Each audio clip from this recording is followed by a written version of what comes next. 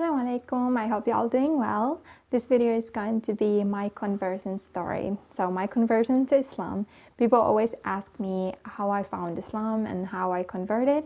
And I'm sometimes a little bit shy and hesitant of telling them the story because it's kind of untraditional and unconventional.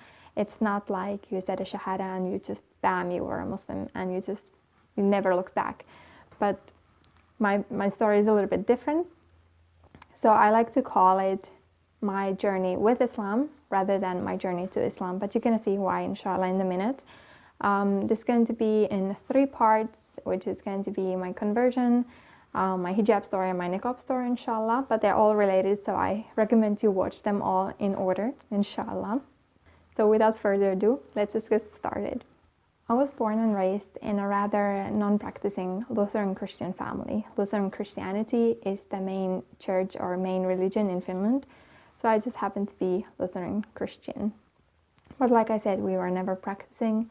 I only learned the religion from the school and went to the church on like Christmas and Easter with the school. But we didn't, as a family, we almost never went to the church really.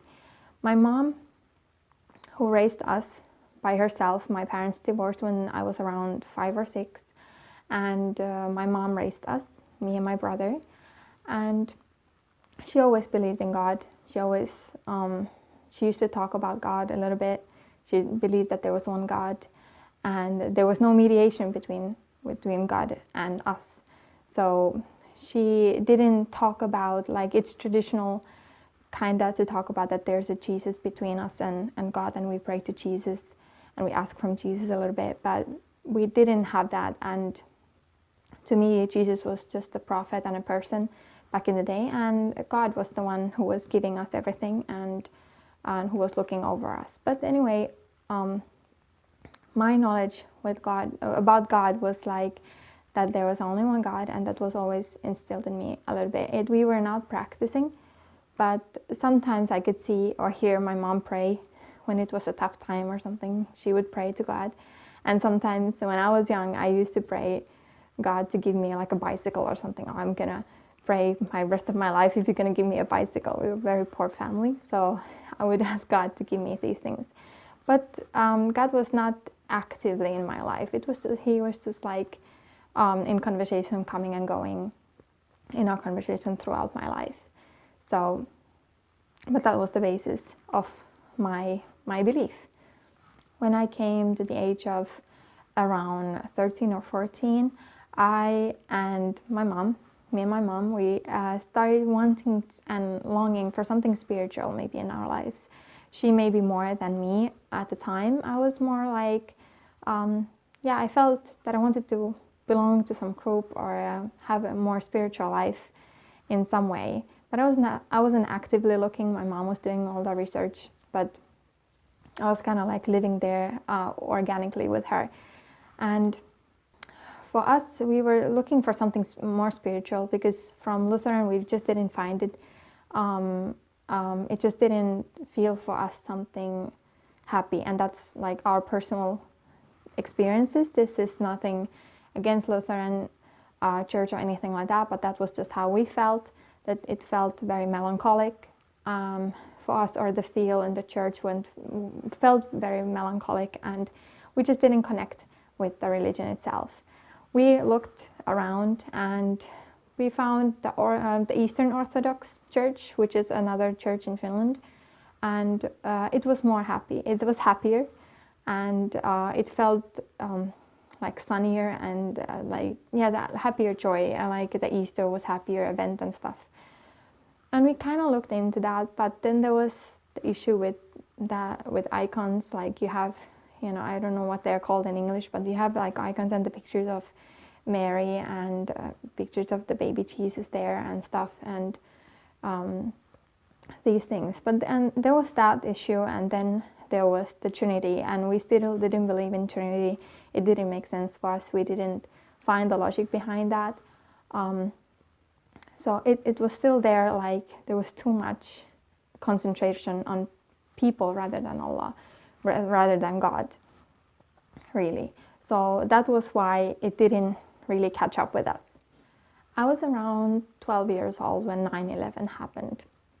I remember that day very well. We were at my grandparents' house and we watched the news late at night. We watched the news from the TV, and everything just stopped. But after that, even in my family, I never remember hearing any bad things about Muslims or anyone cursing Islam or Muslims.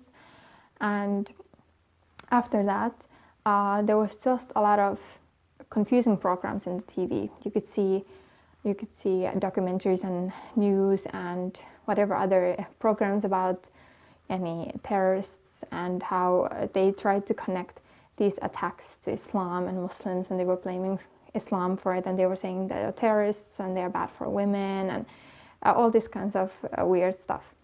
And then again, there was also these documentaries about Islam as its pure form. People were praying. I remember seeing a documentary that people were praying. And actually that day I had just watched something about the 9/11 and then switched a channel and there was a documentary about people praying. Muslims were praying and they were bowing down.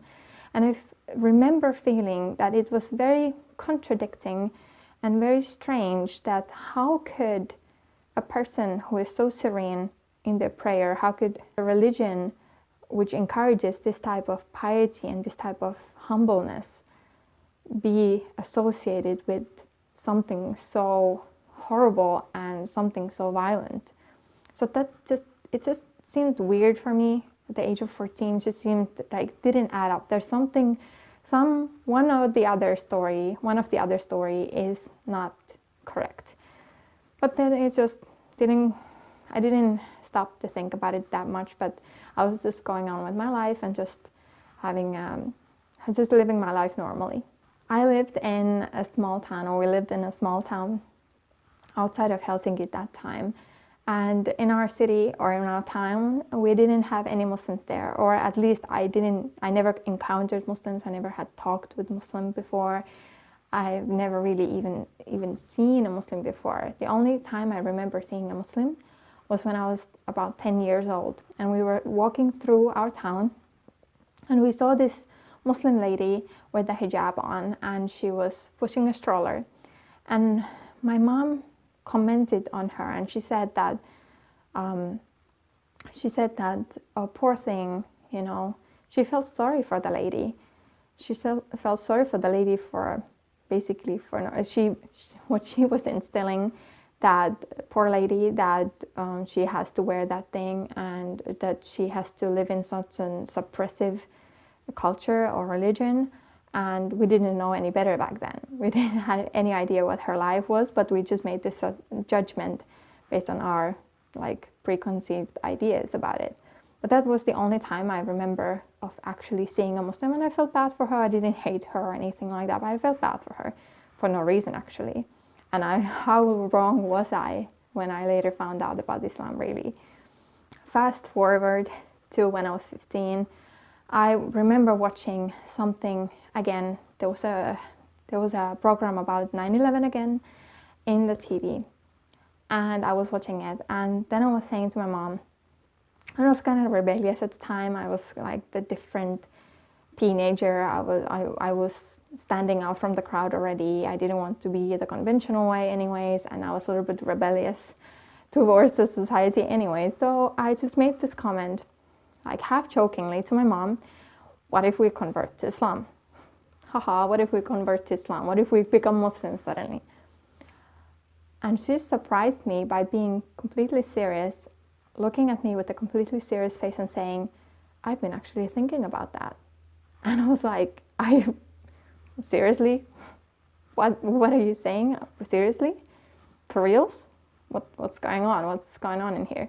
And she said, yeah, I've been reading about it and it seems pretty cool. It seems like something real. So she showed me this website in Finnish that had basic information about Islam. And I went to check it myself. And the first thing I checked was the status of women, or what is the status of women in Islam? Because I was raised by an extremely feminist, strong Finnish woman. a single mother, and who had been experiencing domestic violence in the past. And I was taught that, you don't take that type of nonsense from men. So oppression was not an option in our household or to me in any way. So I went to check the status of women, because yes, I had heard some type of opinion of teachers in school about that, but I wanted to read about it myself now that my mom showed this website.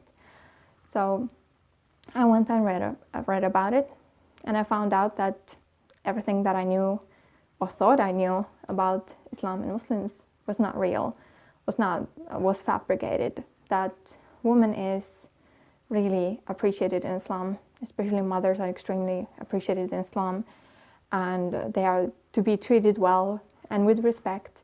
They are responsible of their own actions, and they are equal in the sight of God with men. So your sin is the same as a man's sin, and your good deed is exactly as good as the man's good deed. And one of the biggest things that I think really affected me after that was that the story of Adam and Eve, the first two human beings ever created, Adam and Eve, and how they made a sin by eating from a tree. I have learned the Christian narrative about that, and now I learned the Islamic narrative about that. An Islamic narrative is that they were both responsible from eating from the tree, and no one over the other was to blame more than the other. So they both were responsible of their actions. It doesn't matter who did it first, they are both responsible for their actions of eating from the tree, and they are both as guilty, and they are both to be forgiven for their sins because they repented to God about that. So that was like the biggest thing, I think, for me, was that Eve was not put down as this deceitful woman who lured Adam alayhi salam to do the sin. That was a huge thing for me, and I've never heard that description before. So that really, really affected me as a feminist woman back in the day. So I think that was the biggest thing. After that, the next biggest thing was, for me, I was checking the dietary rulings, because I kind of knew a little bit that they don't eat pork, the Muslims don't eat pork. So I thought that, okay, I'm gonna check. I was like, okay, you don't eat pork, you don't drink alcohol. The alcohol was nothing for me. I knew a lot of teenagers my age back in the days used to drink in our town, but that was nothing for me, so that was easy for me to disregard. And so I just decided that the pork was an issue. What way it was an issue, I wanted to check if McDonald's hamburgers had pork in them. Because I was like, I can't live without my hamburgers. This is going to be very tough if McDonald's is selling pork hamburgers. But alhamdulillah, all was well, and they have 100% beef at the time. At the time I said, I wasn't so into the details of halal meat and all these type of things. It was just like, these were the two most important things for me: women's rights and hamburgers. So yeah, you could say that my priorities were balanced, I could say. So anyway, I decided that, okay, this is easy. I can do this. I can skip the pork. I'm not gonna miss it. It's okay. Most of the food I can eat. So it's kind of easy. So I can do it. After that, I checked how to do shahada, how to do your declaration of faith. And in Islam, it's the most important thing is that it is between you and God. We call Allah, because Allah, you cannot put feminine or masculine from Allah. It's just one God. Al-Ilah, Allah means one God, worthy of worship. So it was just between me and God. So I said the Shahada, the declaration of faith, in my room, and just decided to become Muslim that day. But it was not that straightforward, now that I know. It was just the beginning of my journey with Islam. It was just, the seed was planted in my heart, and that was the start of my journey. I remember my mom, she started practicing more, she started wearing the garments, and she started learning how to pray. I was more like telling people that I'm a Muslim now, and I don't eat pork, but I was just living a normal teenager's life. I was very naive. I was healing from all kinds of things in the days, which I'm gonna maybe talk about in another video, inshallah. But for me, it was just seed was planted, and it was starting to like grow its roots inside there and flourish from there. I wasn't practicing in any way. I was just absent. What is that called? What's that word? Abstaining. I was just abstaining from pork. I hope that's the right word. And just kind of let it mold that little by little, taking seeds from here and there, information from here and there, and just kind of growing as a person. I was still young, and I was still very broken person. So it was just for me healing as a person and then growing as a Muslim. So I was 15, like I said, when I became Muslim, or when I said my Shahada, my declaration of faith. I didn't practice much, but it was starting to grow. I went to a different city. I went to Helsinki to study high school. And I was just growing and learning and healing as a person. But I was living like a normal teenager. You wouldn't have recognized me as a Muslim, or to be a Muslim, if you would have seen it in the streets. You wouldn't have recognized that. But I kind of observed the religion from my mom, from my mom's actions, and from my mom's interactions with people and these things. So it's kind of like it grew up in my head. When I was around 18, I had already known, this is, don't take any inspiration from these, like this is not good, but I had known a man, a Muslim man from online, who had connections to Finland, and I had known him for a couple of years as a friend or whatever, chit-chatty. Like I said, I was not practicing, don't take any hints from this. When I was 18, I started having feelings for him. But back in the day, I remember that even I was not practicing Muslim, and he was not certainly practicing Muslim at all. So I anyway felt that we can't be together, we can't have this type of relationship unless we are married. So we decided to get married, and I was like 19 when we got married in Egypt. He was Egyptian, non-practicing, really non-practicing, not even praying or anything like that. And I was not practicing either. So it wasn't bothering me. I was just like, I don't want to live in the sin of relations outside marriage.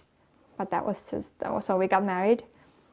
And that day, somehow, I can't explain it in any other way except Allah put a seed in my heart, and like a seed of love towards Islam and love to learn more knowledge about Islam into my heart, because it sparked something inside me which is going to go into my hijab story, which is going to start my hijab story and continue my journey with Islam. The hijab story, it's going to be another video, so be on the lookout for that. So we're going to continue the story in that.